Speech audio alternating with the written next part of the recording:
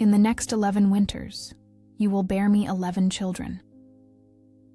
The werewolf king's words reverberated through the frigid hall as 1,000 witnesses watched in sepulchral silence.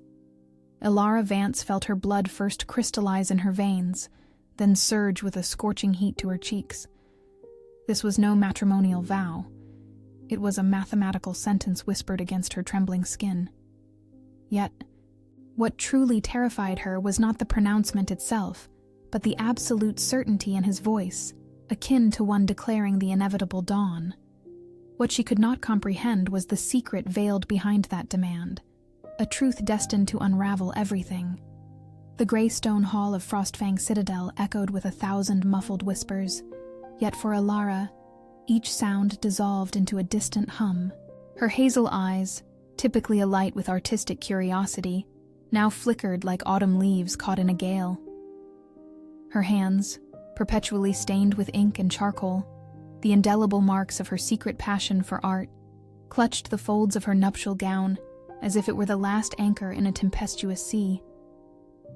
Beside her, unmoving as a statue carved from black granite, Calen Thorne dominated the altar with his suffocating presence.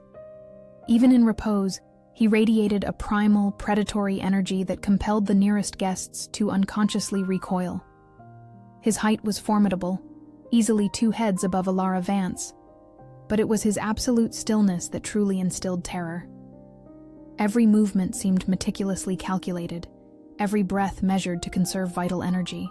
The High Alpha of the Northern Wilds was a walking legend, his name woven into fearful whispers across the taverns of the sunken harvest lands. Tales spoke of battles where he had fought single-handedly against multitudes, of enemies who simply vanished after encountering him. Yet, gazing upon him now, Elara perceived that the legends failed to capture the more disquieting truth. Calen was no savage beast. He was something far more dreadful, a predator in absolute command. 2 centuries of ceaseless warfare had sculpted muscles beneath scars that intertwined like a brutal map across his exposed neck and arms. Some were fine, precise lines, the marks of blades. Others appeared jagged, born of claws or searing fire. Each indelible mark recounted a sanguine tale of survival, and there were so many that Elara wondered how any pristine skin remained. His pitch-black hair was bound in a simple war braid, revealing a forehead marred by a crescent moon-shaped scar, likely from a particularly brutal battle. But his eyes were the most profoundly unsettling detail, a blue so glacial it bordered on white, like ancient glacier ice.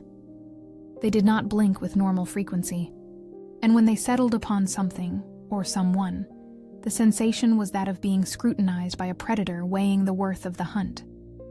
It was whispered that he had long forgotten the taste of his own blood, as if pain itself were a luxury he could no longer afford. Gazing upon him now, Elara Vance believed it. There was something profoundly inhuman in his stillness, a patience that belonged more to enduring stone than to fleeting flesh. The union was a frigid, calculated political transaction. The legendary fertility of Elara Vance's lineage would be exchanged for Calen Thorne's brutal military protection for the famine-ravaged sunken harvest lands of the Columbia Basin, already reeling from a 3rd consecutive blighted harvest. A bargain of womb for swords, the nobles whispered.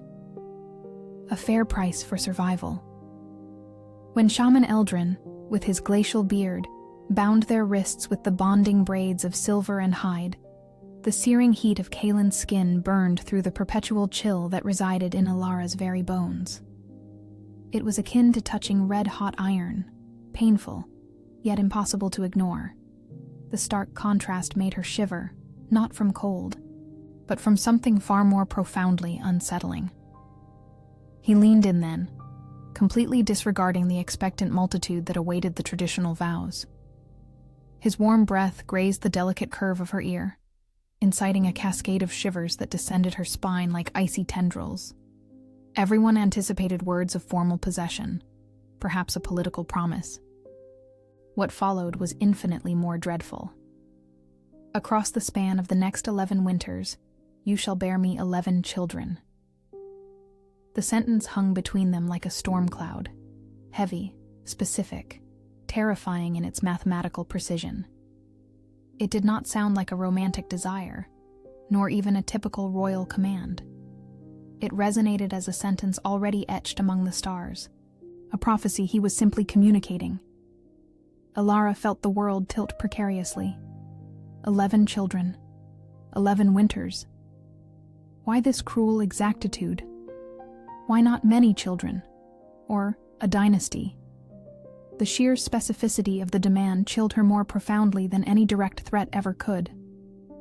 The first night within the labyrinthine Frostfang citadel was a brutal shock against all the terrified expectations Alara had harbored during the journey. The arduous journey to the citadel had consumed 3 days, traversing increasingly desolate landscapes. They passed through ghost settlements of the Yukon Trail, where only stone chimneys remained, stark monuments to extinguished communities. The biting cold intensified with each passing mile, until even the horses began to tremble. The citadel stood immutable, impaled upon a mountain peak where snow never yielded to thaw, its spires piercing the clouds like accusatory fingers leveled at deaf gods. The architecture was simultaneously majestic and menacing. Walls of polished black stone that mirrored the frigid light like sinister looking glasses, tall, narrow windows resembling vigilant eyes, and towers that subtly curved inward, as if the very edifice leaned to eavesdrop on ancient secrets. Inside, corridors echoed her steps disturbingly. Sound multiplied, returning from unexpected directions, creating an impression of others in shadows.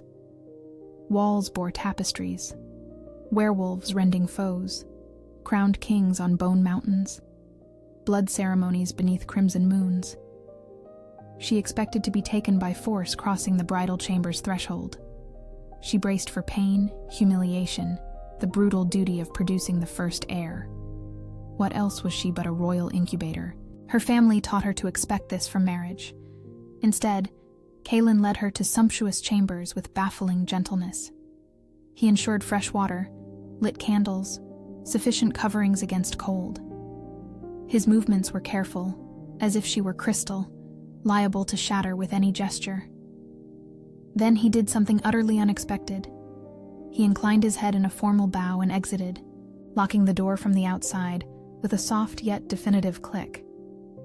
He did not sleep with her. The chamber fell silent, save for hearth's crackle and distant wind. Alara processed rejection, motionless. Relief, confusion, insult.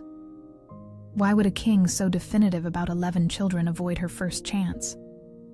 This initial rejection, a subtle subversion utterly destabilizing Alara's belief as merely an incubator, planted a venomous seed of curiosity.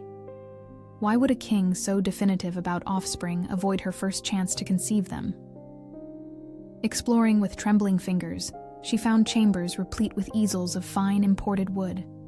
Rare paints and crystal vials held hues she'd never witnessed, blues like ancient oceans, reds like captured blood, gold shimmering like liquid sun. Blank canvases awaited, taut in perfect frames like unwritten chronicles. Artistic opulence she never knew in her homeland, where paper was too precious for sketches. Pigment cost more than sustenance. Here, materials for boundless creation awaited. Brushes of every size, from finest for intricacies to broadest for vistas. Superior charcoal. Pastel chalks in hues she only dreamed of using. What impressed her most was the thoughtful organization. Each material was arranged precisely as she would have organized it herself, given the choice. Brushes were ordered by size and type, paints grouped by color families. A table stood at the perfect height for working both seated and standing. There was even a comfortable armchair positioned to capture the best natural light from the window. Kalen Thorne had investigated more than merely her fertility or lineage. He had unearthed the solitary joy that resonated within Alara Vance, her art. Yet, why would a brutal high alpha concern himself with the quiet passions of his political consort? The question tormented her, a pervasive shadow, as she explored every opulent corner of the chamber. In the ensuing weeks, The Frostfang citadel revealed itself not as a mere prison, but as an imposing fortress against something unseen and profoundly terrifying. Elara Vance, whose very essence was forged from an excessive empathy and a chronic desire to please, traits her mother had always foretold would be her undoing, commenced her exploration of the forbidden corridors, her curiosity ultimately conquering her fear. Initially, her forays were but brief excursions to discover more compelling angles for her canvases.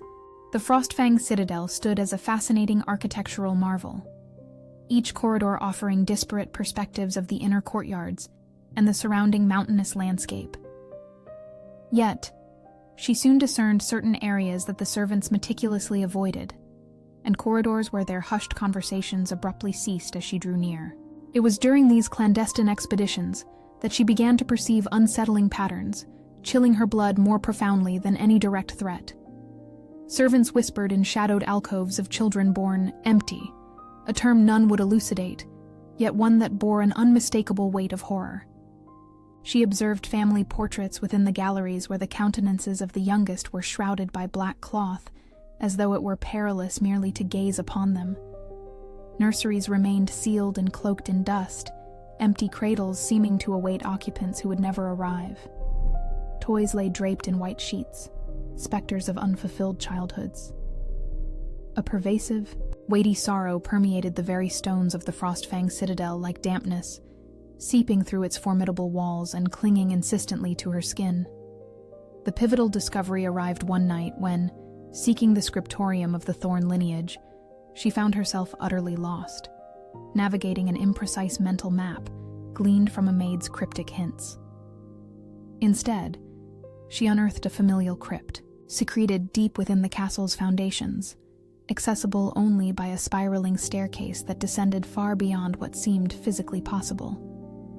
The gravestones were tragically small, arranged in perfect, solemn rows like fallen soldiers awaiting a final summons. Each bore only a name and dates that wove a devastating tale, lives spanning mere months, sometimes even fleeting weeks. Here lies Lyra, daughter of Calin, who flew home at 3 months. Rest Marcus, son of Aldrich, who departed before his first winter could touch him. The same tender euphemisms repeated on every stone. Children who had departed, flew home, or joined the stars. The northern wilds suffered a silent, insidious, mortal plague. The silver stagnation, an ancient curse that stifled the birth of shape-shifting Lycan children. But the truth was far more cruel and pervasive. Children born afflicted by the malady withered slowly, their human forms rejecting the ancestral magic that should have flowed naturally through their veins. The Thorn lineage was slowly fading into oblivion, one doomed generation at a time. Each new crop of infants yielded fewer true shapeshifters, and the rare few born with the innate gift often perished before their 5th year, their small, fragile bodies locked in an agonizing battle between humanity and the formidable inner beast. Kaelin's stoic silence was not calculated cruelty, but the crushing, unbearable weight of centuries of pervasive grief, the profound sorrow of a high alpha watching his entire species dwindle into extinction under his reign. It was then that Elara Vance's desperate quest for answers finally led her to the true royal library, a majestic cathedral of ancient knowledge buried deep within the Frostfang citadel. Colossal walls soared upward into impenetrable gloom, clad floor to towering ceiling with countless volumes spanning millennia of Lycan history. The intoxicating scent of ancient parchment and dry arcane ink was almost narcotically potent, promising forbidden secrets that would curdle her very blood. Tucked amidst strategic war treatises and arcane ancestral legal codes, she found the Codex of 11 Stars, a leather-bound manuscript that felt undeniably alive to the touch, subtly pulsing like a quiescent ancient heart. Its pages, crafted from parchment finer than any she had ever encountered, were almost translucent, and the golden ethereal ink shimmered even in the library's profound darkness, as if penned with captured starlight. Upon opening the massive tome, her breath utterly vanished from her lungs. The golden runes were not mere embellishment. They subtly shifted and rearranged on the page, reconfiguring to form words Alara could instantly comprehend, no matter the ancient, forgotten tongue in which they were originally penned. The tome's powerful magic translated its profound content directly into her mind, compelling her with irresistible force to grasp terrifying truths she would have preferred to forever ignore. The inscription upon the altar was no patriarchal whim or mere display of Kaelin's formidable power. It was a literal, unyielding prophecy, transcribed in luminous golden runes that vibrantly glowed even in the deepest gloom, so that the soul anchor barrier protecting the northern wilds from the soul eaters, corrupted beasts feeding upon the vital essence of the Lycans, would not collapse. The king needed to anchor his soul in 11 direct descendants. Each child would represent a territory region, their life forces interconnected, forging a protective network that kept the monsters at bay. Yet, a cruel temporal constraint loomed. All must transpire within a specific solar cycle. Should they falter, should the king fail to sire the 11 anchors in due time, he would gradually lose his humanity, transforming into the very beast he hunted. The metamorphosis was both inevitable and irreversible. Kaelin was not merely demanding progeny. He raced against a cosmic hourglass to safeguard both his realm and his soul. The first monumental event that irrevocably altered everything was the Blood Moon Gathering, 3 months following Alara's arrival. It stood as an ancestral celebration, meant to signify the renewal of protective vows between king and subjects, a tradition tracing its lineage back to the earliest Lycan kings. The Frostfang Citadel transmuted into an explosion of vibrant hues and intoxicating aromas. Crimson and golden banners unfurling from the towers, the scent of exotic spices commingling with roasting meat, the resonant melodies of musicians playing instruments that caused the very stones to thrum with hypnotic rhythms. Alara had dedicated weeks to painting scenes of the festival, capturing the meticulous preparations that transformed the grim fortress into a palace of revelry. Merchants converged from all corners of the realm, bearing rare wares and tales from distant lands. Performance artists breathed fire, dancers moved as if fashioned from wind, and storytellers commanded entire throngs to hold their breath in rapt attention. Yet, beneath the veneer of celebration, Alara perceived underlying tensions that other guests overlooked. Guards patrolled in doubled shifts, their hands never fully straying from their weapons. Kaelin partook in the festivities, but his gaze perpetually swept the throng, searching for unseen threats. It was akin to observing a wolf compelled to attend a feast of sheep, perpetually poised to strike at the first intimation of peril.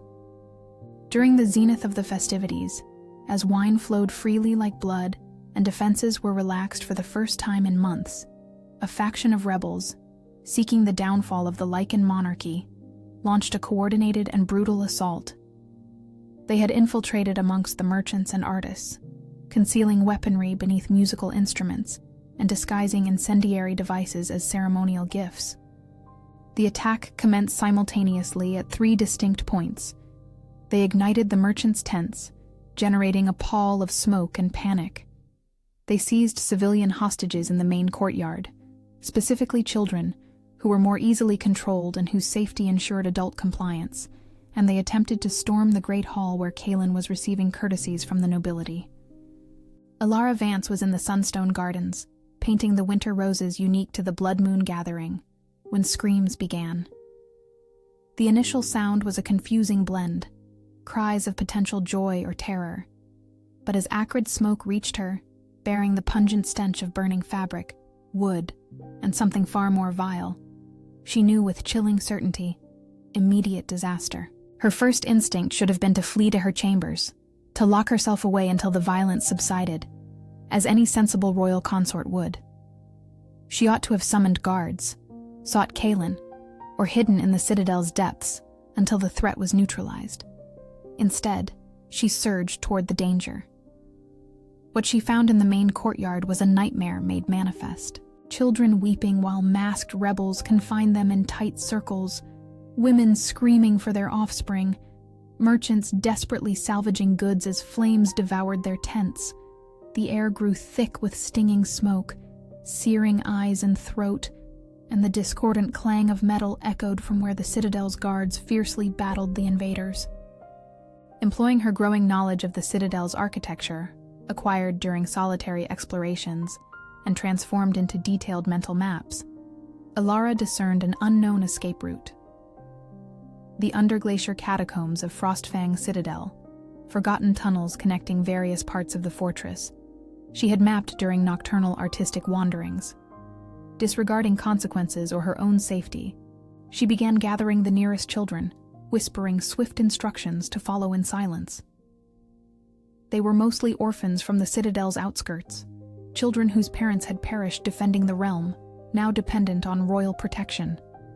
It was these children, 12 in all, aged 5 to 15, whom she guided through secondary corridors to the catacombs' secret entrance.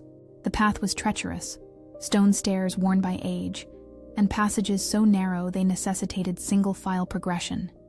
Yet it was safe, hidden, forgotten by all, save a curious artist whose hobby was exploration. It was there, in the dusty, frigid depths of Frostfang Citadel, that Kalen found her an hour later. He had battled through the chaos above, dispatching rebels with lethal efficacy, reminding all why he earned the Beast King moniker. His raiment was torn, blood-stained, not his own, but of enemies who erred by standing between him and his objective.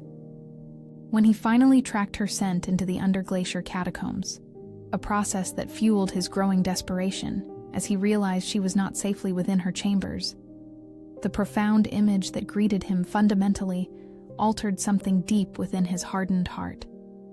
Alara Vance sat on the cold stone floor, encircled by 12 children, a mother hen shielding her fledglings. Her ceremonial gown, sullied and rent, hair escaping the elaborate bridal braid, face smudged with dust and the children's tears. She clutched a heavy iron candelabra, a ludicrously inadequate weapon, yet wielded with ferocious determination. But something in her eyes paralyzed him, a resolve transforming the timid maiden into a lioness defending her cubs. She would not retreat, even unto death. Devoid of military training or physical might, possessing only pure courage, she would fight to the end for those children. It was then, enveloped by the acrid scent of fear mixed with logic-defying courage, that something fundamental shifted. Her scent changed for him, carrying notes of maternal protection, desperate bravery, unconditional love for the innocent. The mate bond, latent and suppressed by the ice curse in his heart, snapped with a violence that brought him to his knees.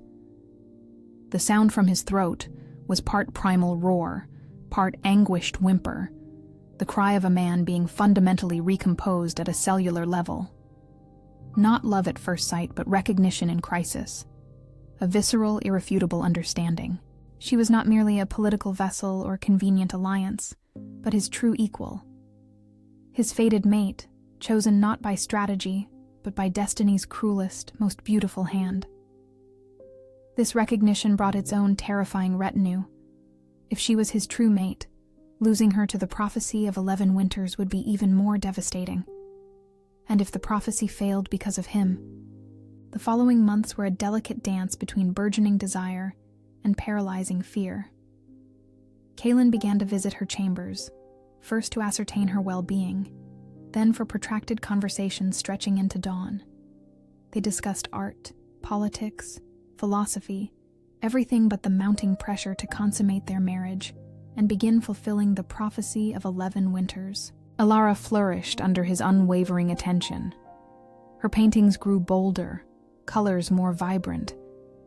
She depicted the Frostfang Citadel not as a frozen prison, but a potential sanctuary, a nascent home.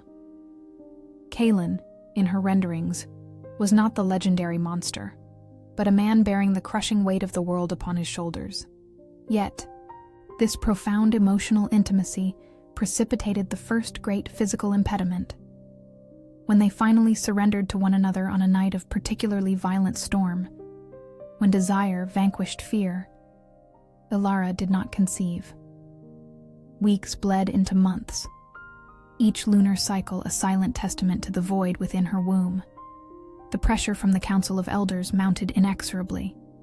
Venomous whispers of annulment slithering through the Frostfang Citadel's ancient corridors like a virulent plague. Perhaps the prophecy erred in naming her the Chosen One, Councilman Theron Blackwood murmured during a council meeting Alara Vance was not meant to overhear. Or perhaps the king has lost his virility along with his humanity, Councilwoman Gwyneth Reed countered, her malice barely veiled. Kaelin, High Alpha of the Northern Wilds, grew more distant with each barren moon. The immense burden of his responsibility visibly crushed him, lines of tension marring his noble face like fissures in a statue buckling under unbearable strain. It was then that the second, profound twist irrevocably altered the trajectory of their lives. On a frigid autumn morning, as the first snowflakes began to dust the Frostfang Citadel's formidable spires, Alara Vance caught Elder Silas Croft, Kaelin's most loyal and ancient advisor, tampering with her fertility tonics. She had awoken earlier than usual, disturbed by strange dreams where ancient voices whispered warnings she could not fully decipher. Descending to the kitchens in search of hot tea to soothe her frayed nerves, she saw him through the half-open door of the medicinal herb pantry. Elder Silas Croft was a man who had served 3 kings before Kaelin, his old hands surprisingly steady as he poured a milky, viscous liquid into Alara Vance's morning tea. The motion was practiced, automatic, clearly something he had been doing for a significant time. The liquid carried a faintly bitter scent that explained the strange taste she had noticed in her teas over the past weeks. When she confronted him, emerging from the shadows like an indignant apparition, she expected to uncover simple political treachery. Perhaps he worked for the rebels who had attacked the Blood Moon Gathering. Perhaps he sought to weaken the dynasty by impeding the continuation of the Thorn lineage. Or perhaps it was blackmail, sabotage in exchange for gold or power. The truth was infinitely more complex, and devastatingly more painful. "I am trying to save my king," Elder Silas Croft admitted, tears streaming down his wrinkled cheeks, his hands trembling as he clutched the empty vial. "The prophecy of 11 winters does not speak of the true price he will pay, my lady. Each birth will claim a fragment of his immortality, each child draining years from his life like blood from a wound that can never heal." The words poured forth in a desperate torrent. Decades of secrets finally unleashed. The 11 children will slowly kill him, transforming the most powerful werewolf in the realm into a frail, vulnerable mortal. He will age rapidly, losing first his strength, then his healing speed, and finally even the very ability to transform. And when that happens, the Soul Eaters and our enemies will descend like vultures scenting carrion. Elder Silas Croft collapsed to his knees before her, a proud man undone by the conflict between fealty and affection. "I witnessed it with his father and his grandfather. The prophecy invariably exacts its toll in royal blood. I would sooner see the realm bereft of heirs than behold my king perish piecemeal, bringing them forth." The revelation that the prophecy's fulfillment would claim Kaelin's life devastated Alara Vance like an unforeseen avalanche, burying her beneath the crushing weight of a truth she knew not how to bear. She confronted her husband that very night, trembling not from the frigid air, but from a formidable intertwining of rage and dread. Kaelin, ensnared between the woman he loved beyond all reason and the onerous duty that defined every breath of his existence, confessed all. Each birth would claim not merely a fragment of his immortality, but decades of his mortal life. The first child would exact a decade, the second, 15 years, the third, 20. The calculus was both cruel and precise. 11 children portended his demise ere the youngest reached full maturity.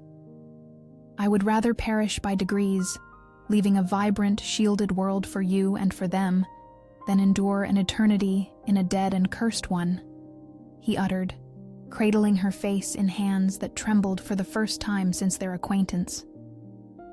"My immortality holds less worth than their future." Yet, there was more. The prophecy demanded not only the births, but that he endure long enough to forge a magical connection with each child. Should he perish before establishing all 11 bonds, the soul anchor barrier would falter, rendering his sacrifice naught. It was a harrowing race against time, wherein the prize was the gradual annihilation of his very being. This profound confession transmuted Alara Vance's fear into a ferocious determination that astonished them both. She was no longer the passive victim of the whispered altar vow, but an active partner in the impending sacrifice. If he was prepared to die for his love of the realm and for her, she was resolved to live for her love of him and to fight for a third path neither had dared to contemplate. Their burgeoning relationship blossomed into a desperate passion, indelibly marked by time's cruel urgency. Each tender touch bore the gravitas of a farewell. Every fervent kiss tasted simultaneously of fervent promise and profound lament. They loved with the intensity of those for whom each night was stolen from destiny, each morning an unmerited gift snatched from the grasp of jealous gods. It was Alara Vance who proposed the arduous journey to the lunar hearth springs, ancient magical founts rumored to purify both body and soul of venoms. It was a perilous trek through ice-clad peaks that tested even seasoned Lycans and haunted valleys where primeval creatures still roamed. Yet she was fiercely determined to cleanse her system of any lingering residue of Elder Silas Croft's poison. The journey transformed into a second honeymoon, more intimate than the first, for it was born of mutual choice rather than political duty. They traveled with only a small escort, disguised as common merchants to evade unwanted attention. During the frigid nights in makeshift encampments, encompassed solely by crackling campfires and the distant howl of wild wolves, they shared childhood stories never before revealed to another soul. Kaelin spoke of the solitude of growing up, knowing he was fundamentally different, fated to bear the onerous burden of the realm before he could even comprehend its profound weight. He recounted his first transformation, the agony and terror of feeling bones shatter and reform, muscles distend, senses intensifying until the world became an overwhelming bombardment of sounds, scents, and raw sensations. Alara Vance shared recollections of an impoverished childhood, yet one brimming with clandestine beauty, how she discerned vibrant hues within sunsets when paint was absent, how she meticulously etched with sticks into the earth when paper was a luxury denied, how her imagination transmuted the direst moments into elaborate narratives she mentally painted for solace. Kaelin, the unyielding high alpha who governed through fear and absolute reverence, permitted Alara to tend to his ancient wounds, not merely the corporeal ones, but the emotional fissures that had never properly mended.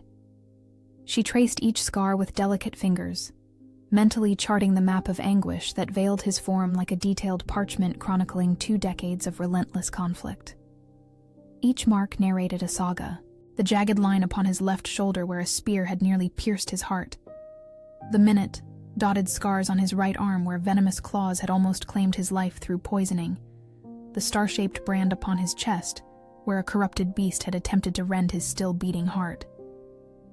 In reciprocation, he memorized every delicate contour of her skin, every gilded freckle upon her shoulders, every birthmark, every minute imperfection that rendered her singularly unique. Yet, he was not claiming her as a royal possession, nor as an object of political desire, but rather as a sacred personal sanctuary, the sole place in the world where he could finally lay bare his vulnerability.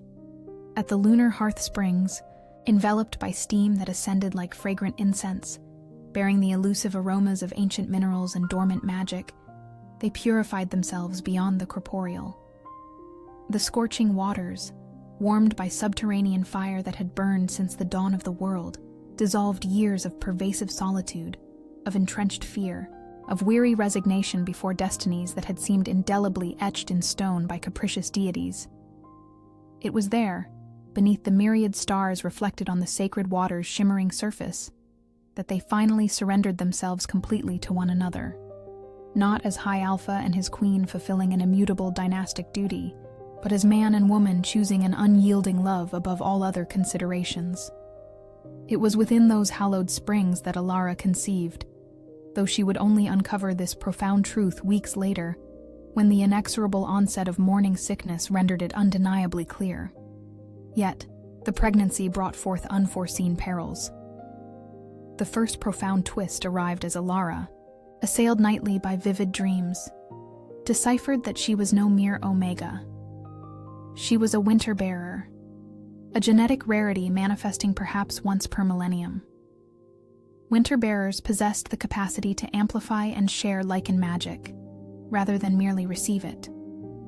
This implied she would not be compelled to drain Kaelin's life to sire the magical heirs, but rather to divide the vital burden with him, fortifying them both in the process. Such a revelation ought to have brought solace, yet instead, it drew lethal attention. The Soul Eaters, quiescent beyond the soul anchor barrier for centuries, sensed the seismic shift in the realm's magic. A pregnant winter bearer radiated power like a beacon in the encroaching gloom, a beacon that beckoned ancient, ravenous predators. The third monumental event was the Solstice Siege, wherein the Frostfang Citadel was breached, not by human rebels, but by the very monstrosities the barrier had long repelled. They came during the year's longest night, when magic's potency was at its nadir, slipping through fissures in reality like shadows given malevolent life. Alara, pregnant by but a few weeks, a truth she still guarded, desiring certainty ere she offered Kaelin such profound hope, found herself cornered in the highest spire as the creatures swarmed the citadel's lower levels. Kaelin, sensing her terror through their now utterly forged mate bond, descended into a berserker's frenzy. He fought through spectral hordes with claw and fang, yet each demise drew him closer to the beast's madness that resided within his heart. The demarcation between protector and monster began to blur. It was Alara's intervention that salvaged him, not with weapons nor magic, but with her voice. From the tower's apex, she cried out his original vow back to him, recalling the future they forged together, the family secretly burgeoning within her womb. 11 winters, 11 children, you promised a future. Do not orphan me of it now. The psychic nexus between them, amplified by her incipient pregnancy and the nascent winter-bearer power stirring within Alara, unleashed a luminous shockwave that repelled the Soul Eaters like an eruption of pure solar light. In that singular moment, a crucial truth was unveiled, the fourth turning point that would irrevocably alter all. The prophecy's power emanated not from the children born, but from the love fostered in their creation. The soul anchor barrier required no sanguine sacrifice. It demanded unity. It did not mandate gradual demise, but abundant shared life. The battle was won, yet it left profound scars. The citadel would require months for its restoration, and more crucially, faith in the ancient interpretations of the prophecy had been irrevocably shattered.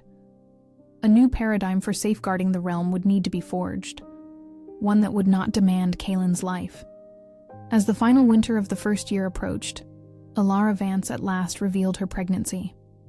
Yet what should have been a jubilant celebration transmuted into a profound crisis when she entered premature labor amidst a relentless ice storm that utterly isolated the Frostfang Citadel.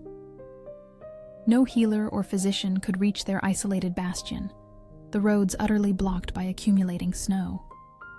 Kaelin, the warrior king who had commanded legions and confronted ancient dragons, was compelled to assume the role of midwife. His colossal hands, accustomed to wielding formidable blades and severing necks, trembled like aspen leaves as he aided in ushering his children into the world. For children they were, in the plural, twins, who arrived with the palpable urgency of those destined for grand purpose.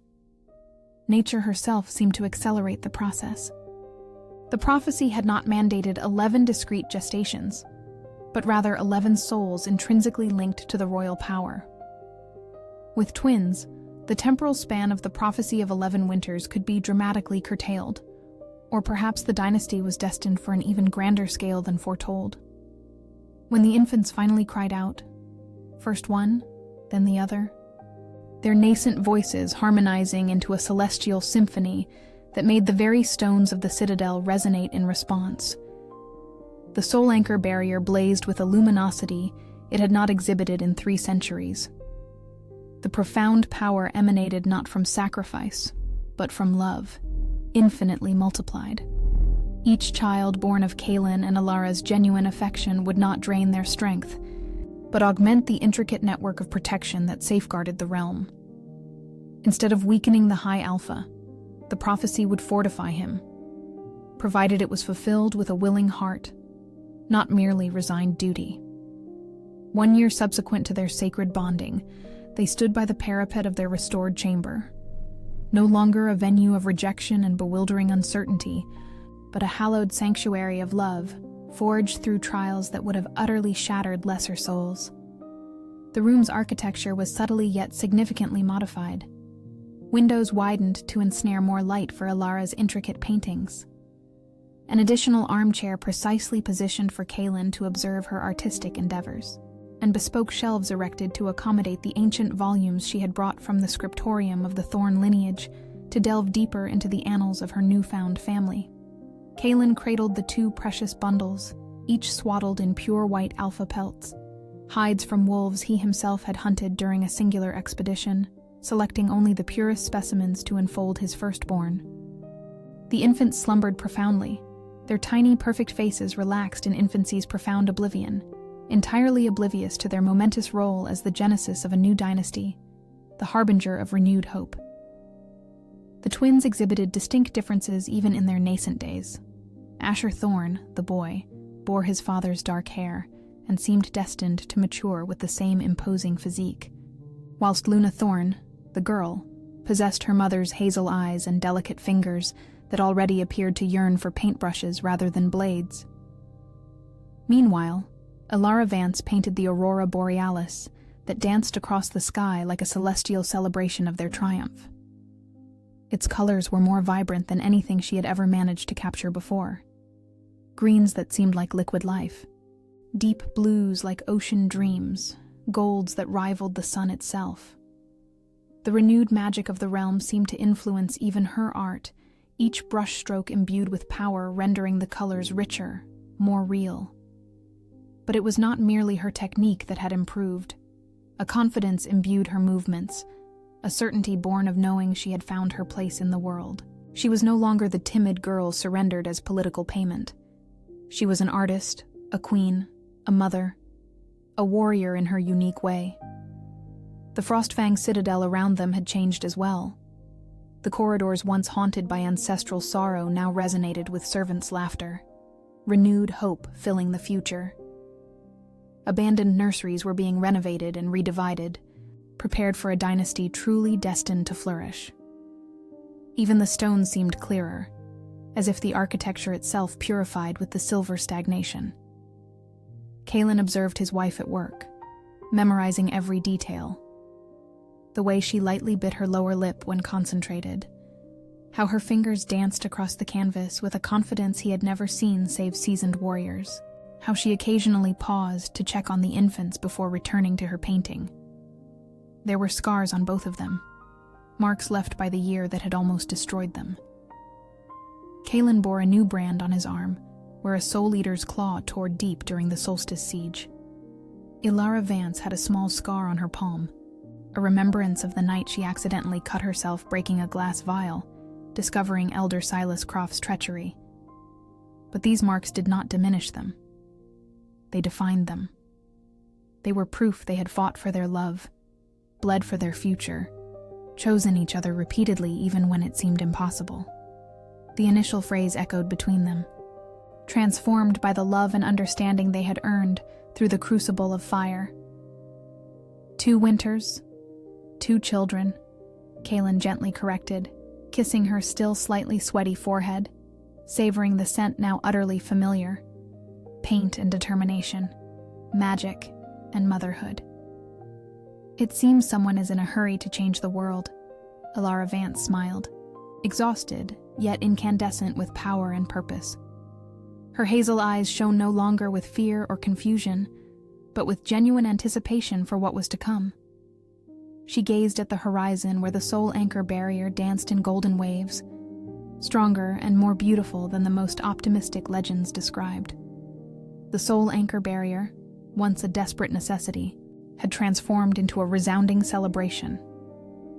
Instead of draining energy from the realm to sustain itself, it now radiated power back into the land, causing crops to grow stronger, winters to become less cruel, children to be born healthier across the northern wilds. 9 more remain, Alara Vance answered, not as a submissive accepting a decree, nor a victim resigned to fate, but as a queen charting her empire of love and organized chaos. But now we understand it is not about merely surviving the prophecy. It is about dancing with its cadence. The whispered demand uttered at the altar had metamorphosed into their shared voluntary life's endeavor. A death sentence had become a promise of eternity, tangible proof that even the most daunting prophecies could be rewritten by the force of true love, combined with sufficient courage to question what seemed immutable. Outside, the snow began its descent once more, the inaugural sign of their marriage's second winter.